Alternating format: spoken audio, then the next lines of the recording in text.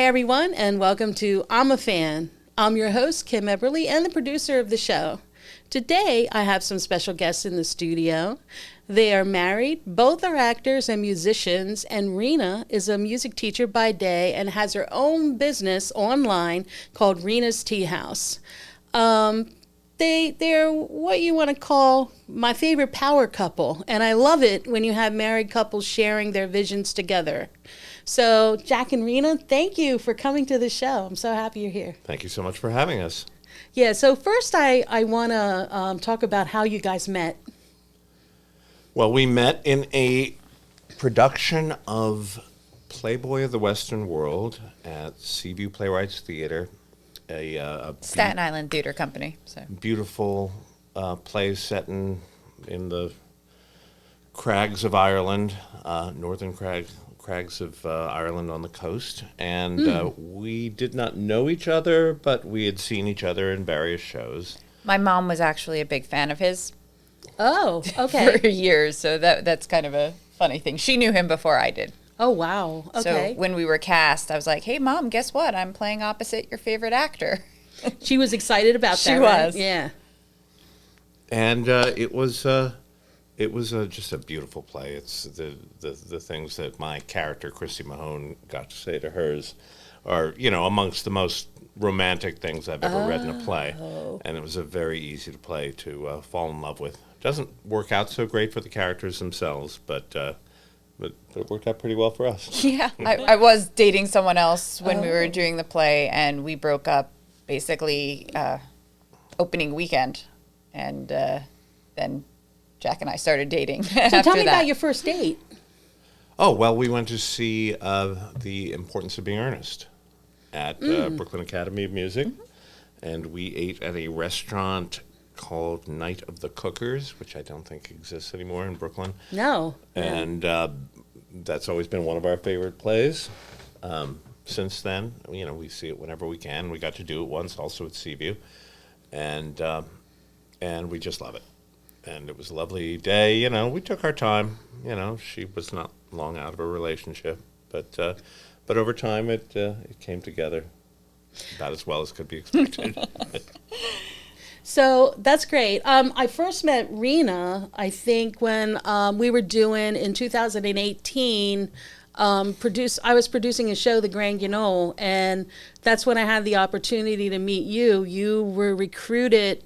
Somebody mentioned you to me, and you performed one of the plays called Room 309.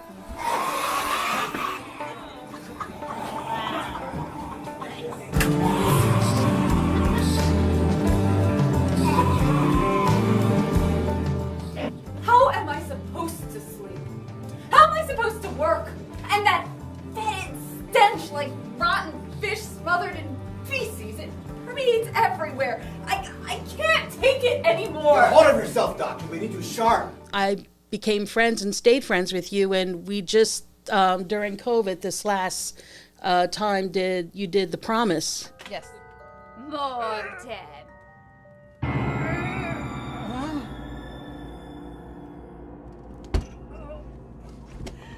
Hurts, doesn't it? Good. It's going to be slow and ever so painful, I promise. Yes. Which was another Chris Mancuso story. So we really like Chris Mancuso. We do. But that's how I got to meet you, and then through that I got to meet your Jack, and like we've been friends ever since.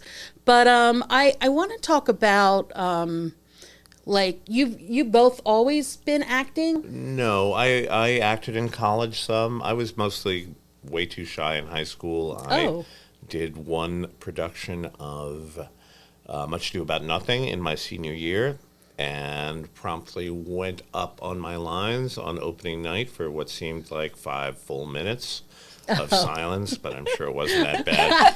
A deer in headlights, Yeah. so to speak. Oh, yeah, absolutely.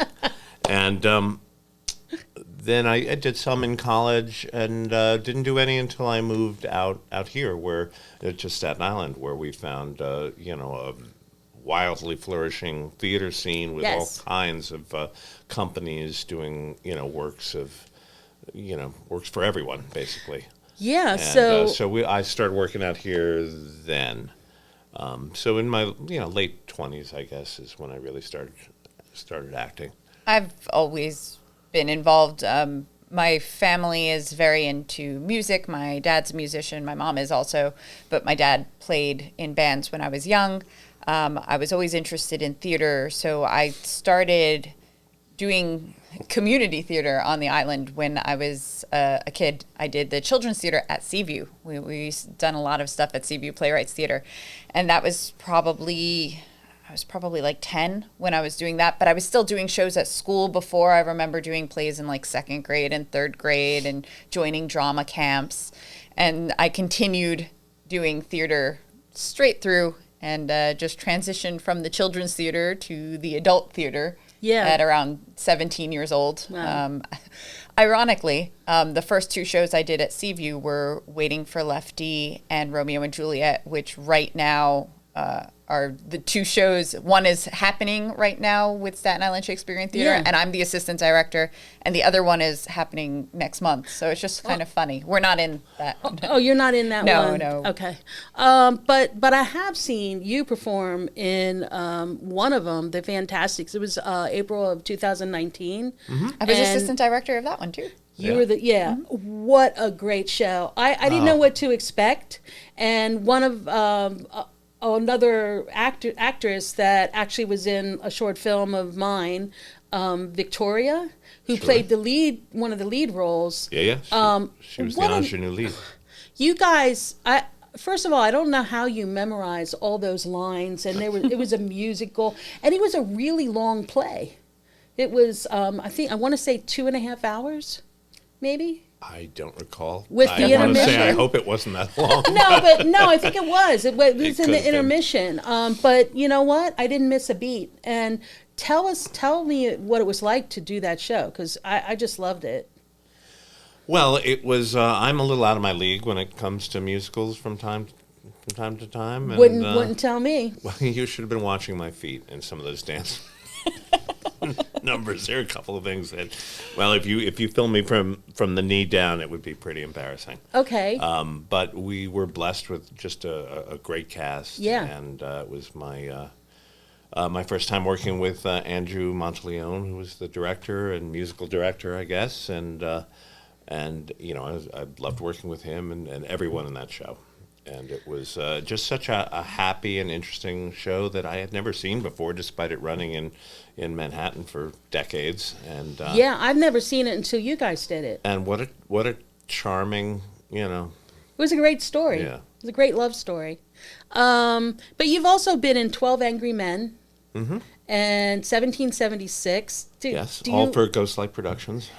Yeah. That one in 2019, right? Great historical stories. If you like history, I mean, they're just moving pieces. They really are. Absolutely. Yeah. Well, it was always a dream of mine to do 1776. Yeah. And I've just one of those pieces I've loved since childhood. Used to thumb through Dad's record collection, and I'd pull out 1776 and Company, and those were my favorites that we just listened to. Yeah. All the time. And Yeah. most of the years, no one at the community theater level had done 1776. Right. Forever. And it's, it takes a lot of investment into costumes and wigs and an orchestra. And so I was just thrilled that it got to be done and in a historical location at the, 3rd County Courthouse in Richmond Town. We were very fortunate, except for the weather. It was insanely hot. It was appropriately hot. Appropriately, because they talk about it the hot. whole time Yeah. in that play. And it's become hotter and hotter, it seems. And the thunderstorms, not to get off topic, have been mad crazy with the lightning and stuff lately, right? The winds. We've been doing all outdoor theater, so it's been an adventure. Challenge, right? So, like, what's your favorite plays that you've been in? Like, what's your favorite one? Marley. Jacob Marley's Christmas Carol is up there. I can never put down. Wait a minute, you do favorite. that every year, though, right? Well, we Yes. have, yeah. We've done it 11 years in a row. This year would have been year 12, but, COVID. So, what is your process of, I've never like Shakespearean anything. Like when I was in college, I had like some creative writing classes, and we would read Shakespeare, and it was always like my worst nightmare because I had a hard time understanding the language, and I think that's what my frustration was. But then I went to see a Shakespearean play. I think Julius Caesar, I think we were talking Julius about Caesar, it. Yeah. right? It was an all-women cast, and I thought, wow, this is interesting. And it was done on the courthouse steps, right in St. George. It was so good, and I was really surprised that, like, I actually, like, I thought I would have to get up and leave, but I stayed through the whole thing. I was so excited. It was just really, it was brilliant. Well, the main thing is Shakespeare's not meant to be read. Even in Shakespeare's day, the actors didn't get a full script and read it. They only received their part. And yeah, everybody how does had that their work? part, and you rehearse it. And so the great Sir Ian McKellen said, we went to go see a few shows that he and Sir Patrick Stewart were in, right? He is Sir Ian McKellen also. He said, when you want to listen to a Mozart symphony, you don't take out the sheet music. It's a play. It's meant to be performed. It's meant to be heard. It's meant to be seen. And reading it doesn't give you what the play is. You need people who are performers to present it for you. So reading a Shakespeare play, if that's your exposure to Shakespeare, it's most likely not going to be a great experience. You might like it, maybe not. Well, I know you didn't like it. But you need to see Shakespeare. You need to hear Shakespeare. The language is beautiful, but reading it on the page, it doesn't come through. It's very dense. So it's really important to actually go see a production. Well, that was my question. How do you as an actor rehearse that when it's such a different language, and you almost have to put yourself back in that time period to really understand what you're reading and what you're doing. Is that true? I mean, how do you rehearse for that? Well, I don't know. I don't know about a time period. It really is, and the language changes from play to play. Okay. The Timon of Athens we spoke of was written in collaboration, I believe, with Thomas Middleton, and some of it is more direct than Shakespeare typically is, and I found it to be pretty accessible, and there was good satire in it, which I guess is one of Middleton's specialties. Okay. And but it really just takes time. You have to. I mean, it certainly doesn't hurt to read the play before you go to see it. To familiarize with yourself. Or at least with the plot. But then it just takes time to get used to the syntax and the the metaphors and Right. and to not sweat it too much. Do you guys rehearse you together? get what you can out of it. A lot, yeah. Sure, if we can. Yeah. But as an actor approaching Shakespeare, you do look for the meanings. There are words that may not make sense when you first read it. Right. There are lots of texts, specifically the Arden Shakespeare editions, which you don't want to read the play through with the Arden because it's like this much text and this much is annotations of how to translate. So you read like a different version first that has a few words defined, and then you go through and you really do, especially with your part, you go in depth and look at what does this mean? What might it have meant then? What are the multiple meanings? There's a lot of plays on words and puns that might not come through when you just read it, but when you read it and sort of study it, and scholars have gone through it, you can get a much better understanding. And then as an actor, you can share those meanings by the way that you perform it, which makes it accessible to the audience. So as an actor, you do have a lot of work to do when you're doing Shakespeare to make sure that you understand what it is you're saying. Because if you understand it, then you can share it with the audience and they will get it. Yeah, and I find it amazing with Shakespeare, and correct me if I'm wrong on any of the stuff that I'm asking you about.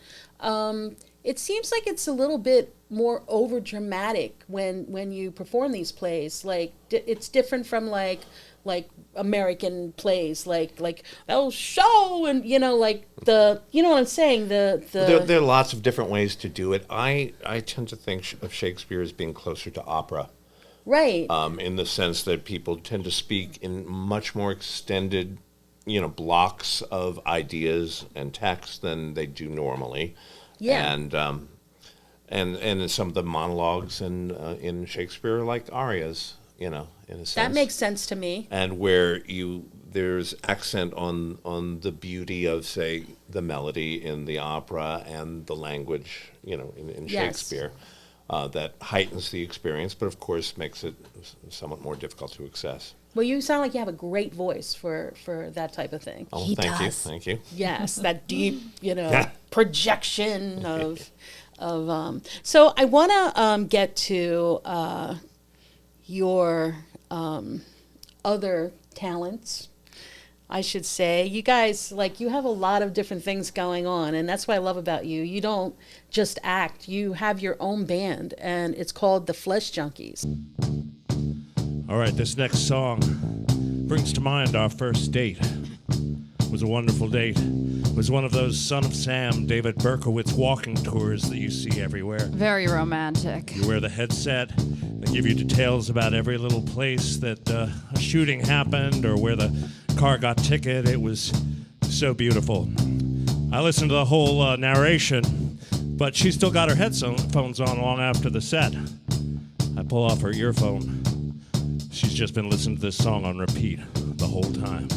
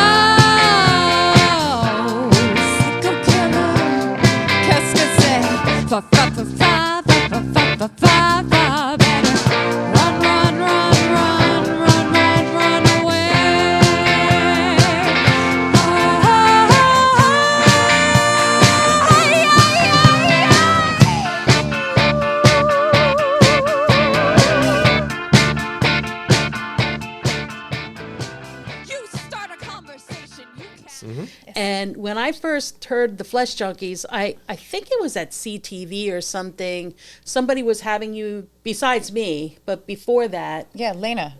Oh, Lena had you on, right? Mm-hmm. And I was like, who are these people? And then I saw the band and I was just amazed at, wow, okay, this is an interesting concept.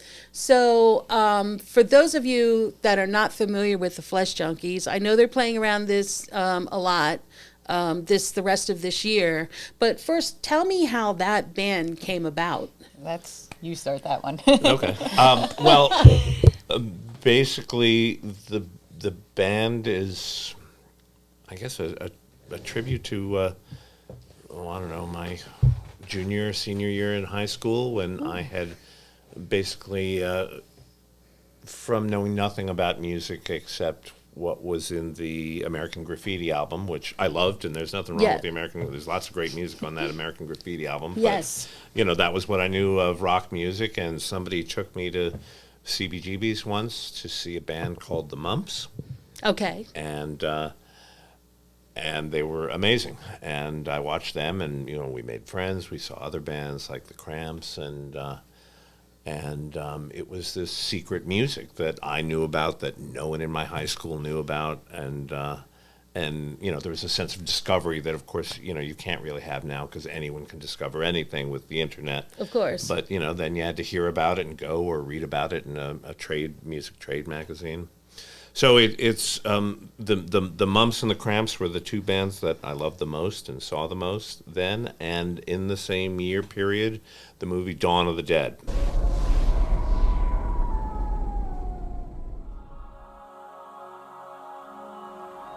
Hey, Vivian. Anna, look, I can go backwards. Let me see. Hey, that's amazing. Hey. Hey, you.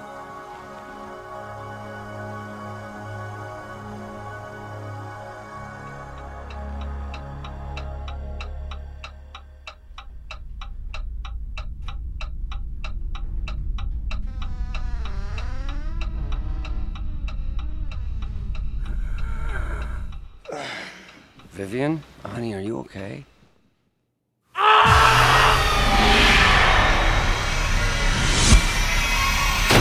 Opened up in 78, 79, and I love that. Love that. We saw that a bunch of times. So this band is an attempt to combine zombies and New York City, 70s punk rock and what influenced it leading up and the things that the New York City punk scene influenced coming afterwards, and to put it all into one theatrical and goofy package. It is very theatrical, and it is very zombie-ish. And the song selections are unique to the band. I can tell they're very specific for, I guess, the kind of image that you want to project out. Well, we call it a cabaret. We tell stories. Yes. And then we use the songs to illustrate them. So they have to fit into that story. I mean, there are some songs that we just do at the end because we like them and we can't really connect to a story.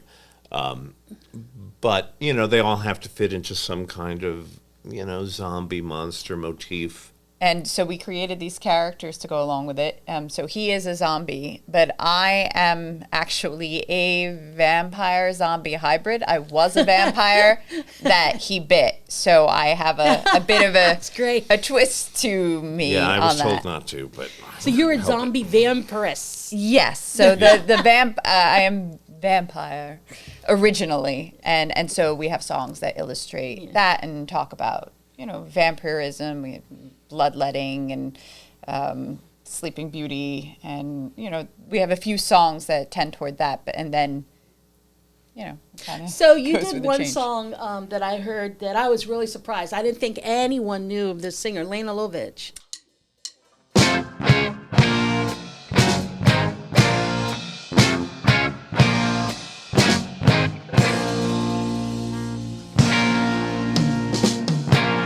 Take me, make me, mold me, fold me, shape my body. You could improve me, rebuild a new me, heat up or cool me, but don't forget to wake me in time. You know I've got a lot on my mind. These tidal dives are way to surprise. I wonder what the future will bring.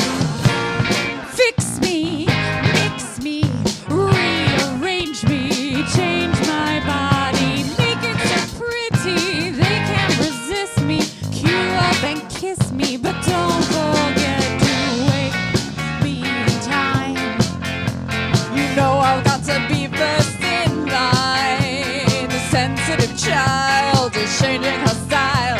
The ugly duck is starting to smile. Open up your eyes, you sleeping beauties must arise. You're shaping up just fine, so climb inside a brand new life.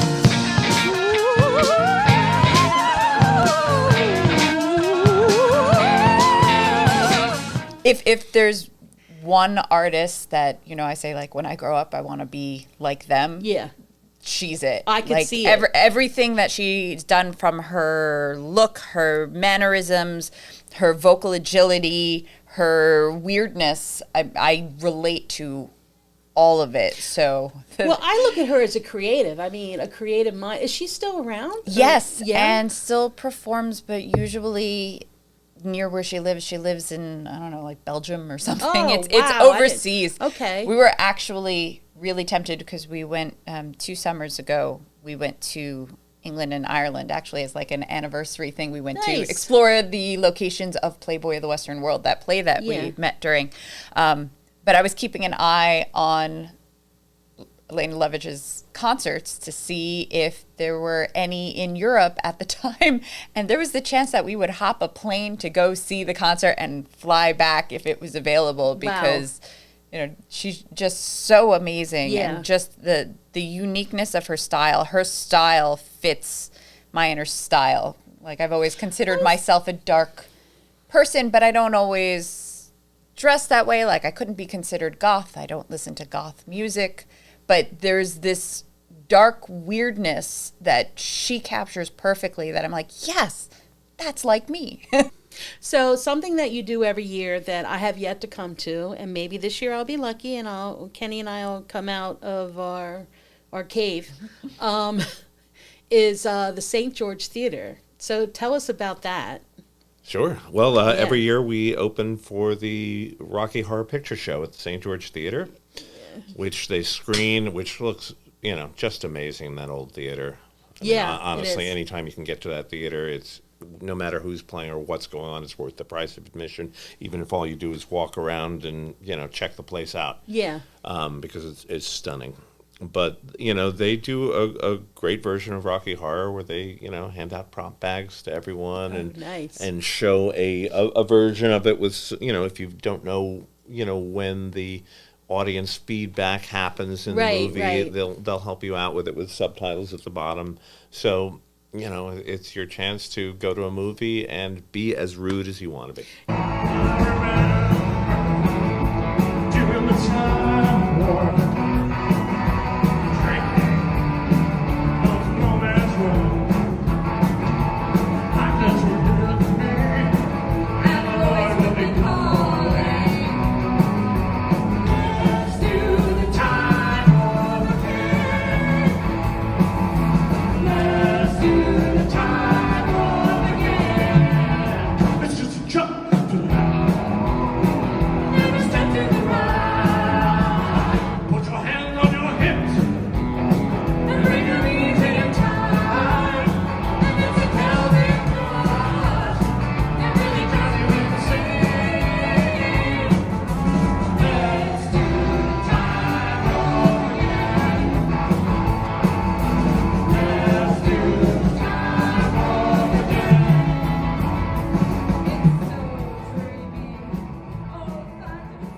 Yeah, I remember going to see Rocky. I think it was in the 80s with Tim Curry and Susan Sarandon was in that film. Yep. And I remember going with some of my friends, and we took a leg that lit up, or I think it was a leg, something. It was a body part that Okay. we held up at a certain part of the movie. Like, you brought props with you, right, to go see it.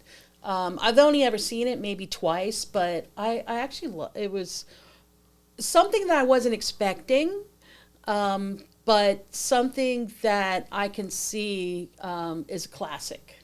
Yes. That you got to see it at least once to really know what it's about. And you got to see it in the Yeah. theater. And where you have to can see it yell with back other at the- people. and see Yeah, with other who people know. and just The have, no neck have man. fun with everybody. Remember yeah. the no neck man? So it's really awesome. We get to play a pre-show concert, and Yeah. then we introduce the film. So we introduce basically that you can call back, you can do this. We have certain things that we say for certain characters, and we do a costume contest, and they Oh, get nice. tickets to shows at the St. George Theater, and then it's the film. And usually during the film, I'm running through the audience, singing, dancing, yelling at the screen. And I love the marquee. Now in the St. George yes. Theater, you're bigger than life, right? yes, that had her to be pictures like, on the marquee. Now Yeah. we've seen Blondie at the St. George Theater. We've seen Cheap Trick. We've seen Ringo Starr. Ringo Starr's name is written on a wall in the back. Yeah. Our names are written on a wall in the back. Ringo Starr, if they had the marquee at the time, would have been on the marquee, but our picture's on the Yeah. marquee. Yeah, I love it. It's really exciting. It is good. We Yeah. always run out and take a picture whenever it comes up. Of course, I would too. Yeah, we really can't get enough of that. It's so cool. So, is the Flesh Junkies going to be writing, or are you going to be learning some new tunes? Are you going to put some new tunes in your repertoire? Or? We are always planning. It doesn't always work out that way because the trouble with the Flesh Junkies is our theater commitments. So we go, Got it. once we get involved in a show, Flesh Junkies kind of get pushed off to the side.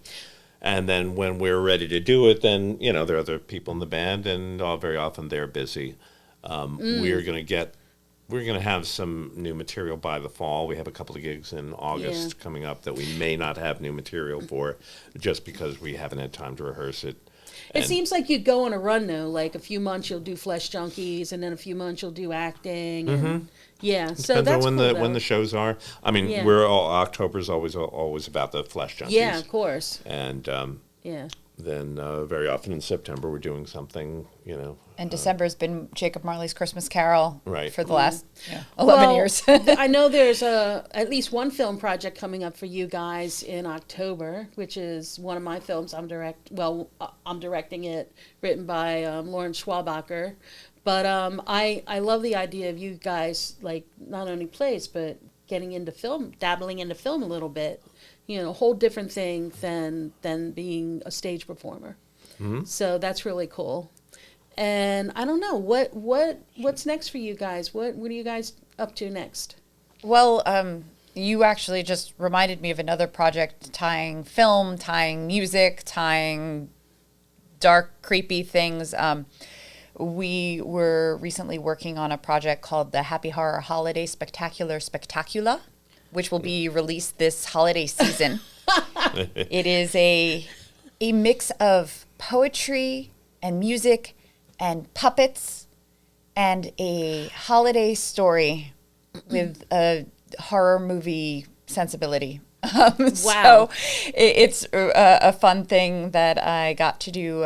We went to Where to Turn is an organization on the island run by Dennis McKeon.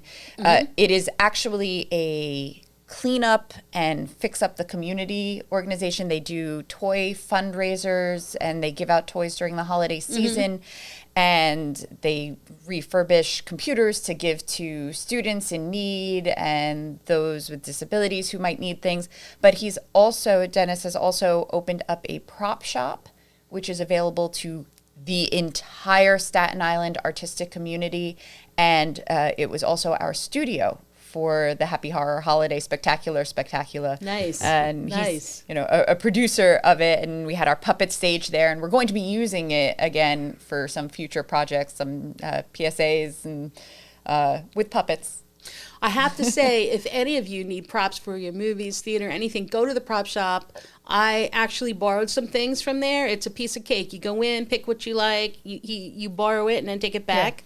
Deposit. And then you get the deposit back when you return the stuff. Right. It's a small deposit. It's not a rental. Yeah. It's available for you. Yeah. And he has a humongous selection of dresses and period pieces of he clothing. He does the prom dress giveaway. Like if anybody needs a prom dress, they don't have money. He has hundreds give of it to dresses. you. You just come in and you get a dress. Well, I think when you were doing the promise, you tried on like 2 or 3 dresses. He gave them to you. Yeah. I was we used like, one wow, of them. But he's like, take them. I have so many. It was awesome. But the great guy who's there, all about helping the Staten Island community. Yeah, one of the unsung heroes of our community. Yeah. Yes, the prop shop. Definitely, I will give you that address. Where to Turn. Where to Turn is the name of the organization. Where to Turn, okay.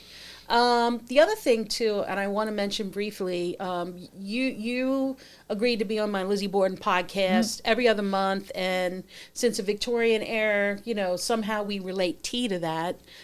You come on all the time and do tea. Yes. From your company that you recently opened. It's an online business. I didn't found the company. I don't make things. I work for the company. Sipology. Sipology is the name of the company. Right, but you have Rina's Tea House. Yes. And you're a sipologist. I am a sipologist. And tell us what a sipologist is, because honestly, I didn't know until I met Rina and started drinking some of the fabulous matcha tea, and I never knew. Yeah. No. I turned out to be married to one. I've been a lifelong tea drinker, and I started buying from this company, which was originally called Steep Tea, but Sipology is sort of their direct sale branch of it. Yeah. And I was going to buy more tea from them because I'd been drinking it for about 5 years. This was actually at the start of the lockdown and everything. And I decided, instead of just, buying a bunch more, why don't I sign up to sell it, and then I'll get a discount on my own tea. And it ended up being a very well received business from those that I know and markets that I've been able to expand into. And I've learned so much about all the different varieties of tea, from what is true tea to herbal and fruit infusions to matcha, which, helped me so much during lockdown and also is my daily energy boost every time. And so on Facebook, I have Rina's Tea House, and I share recipes and ways to make things. Well, I was amazed that tea not only is just, I always thought, oh, let's just have a cup of tea in the morning. It's like you can use it for cooking. You can use it as a healing type thing. Well, herbs throughout Yeah. all of human existence. I mean, that's where medicine comes from. And they actually have a line that is considered natural medicine in Canada, but the U.S. doesn't have an equivalent. So it's certified by the FDA as a supplement here. But, something like Stay Calm tea, which has St. John's wort and valerian. Basically, it's an all-natural Xanax. Yeah, they have something like for joints. Oh, and yeah, just inflammation everything. fighter. Oh, I drink her inflammation fighter tea. Yeah. How does that work? I mean, is it good? I think it helps. Yeah. Because I have bad inflammation issues too, because of, my knees and joints. And so Turmeric think it and helps, black yes. pepper, those are things that are anti-inflammatories. And so basically you're just drinking anti-inflammatories that taste good. Yeah. And it helps with all I of love that. the chocolate matcha. That's really good. I mean, there's a few. And this summer you were showing these fabulous fruit tea drinks, and I'm like salivating. I'm watching podcasts. I'm like, man, I'm coming right over to your house because there was some fruity drink you were mixing, non-alcohol, and then alcohol for the alcohol. I do a lot of alcoholic tea drinks. I like to say, not your grandmother's tea. Yes, the fruit infusions. I mean, they're really not considered teas because they're not made with the tea plant. But anything that you steep in water is just considered tea. Commonly. So these fruit teas, it's all fruit. So you can eat the tea after you drink it or before, or you could eat it right out of the bag, and you infuse it in water. So if you've ever seen like cucumber water, where they just leave cucumber to infuse, this is like a next level version of that, because you have a blend of different fruits or berries or some other things mixed with it to get just amazing flavors. I'm a caffeine addict, but I like drinking tea with dinner, and I don't want caffeine then. So the fruit teas are wonderful because they're caffeine free. It's just fruit. So you have these delicious combos. Again, I think on your show I did the strawberry lime daiquiri tea. I think that was it the hatchet? Down the hatchet was the drink that I made. Yep. Oh my God, that was so good. But the tea by itself, just is so delicious, but you could mix it then with lemonade, or you could mix it with gin. I think they even have a lemonado matcha or something like that. Yeah. But it was an education for me, and if anyone wants to know anything about tea, Rina will spend time with you. She's good like that. If you want to have any questions or anything.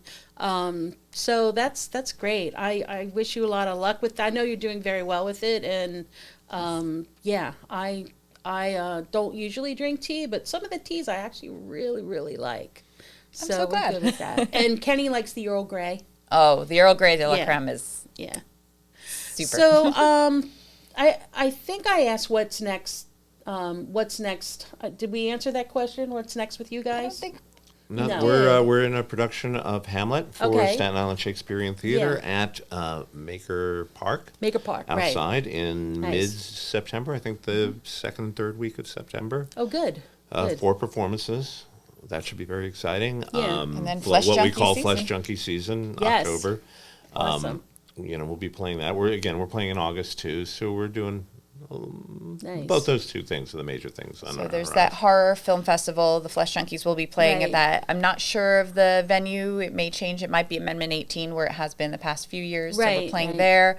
Didn't you play at the Crusher Mansion one year? We or have something? not played the Oh, Crusher okay. Mansion. We've talked about that we might reach out and see if they have interest in having the Flesh Junkies Yeah. there, because Well, that would be we cool. would be happy to play We'd the be very Kreischer Mansion should someone be inclined to book there. We play. We hopefully will be playing Snug Harbor again. Yeah, great. Sometime soon. We've played local bars and restaurants on the that's good. island. And Yeah, we're calling people. People are opening up. Yeah, you know, good. it took a while. For a while, it was just sort of, duos. Playing Yeah. at restaurants, and that's Yeah. not really. I mean, we could do that, but that's not really our strength. No, Gu- it's not, Guitar no. playing is not my strength. It's Yeah. our guitarist Well, strength. The band. Yeah, is- the is- band. The band, Yeah. but the We're band loud. can't play everywhere all Right, the time. It's not really a dinner band. Right. As try as we might, we have tried to play dinner shows super quietly. It's hard though because we are a zombie punk You're a cabaret. There's theatrical only- type band. You have to watch and have the experience. It's an experience. It's not a band. It's an experience. And for you guys who haven't seen the Flesh Junkies, please go see them. It's an experience. It's like, but I want to thank you both for being on this show, and I just want you to know that I'm a fan of both of you, and fans and of yours. continue to be. And I wish you both a lot of success, and I'm sure I'll be talking to you soon. And until next time, Thank you so Thank much. you That so sounds much. wonderful. Thanks, guys. Thank you. Thank you.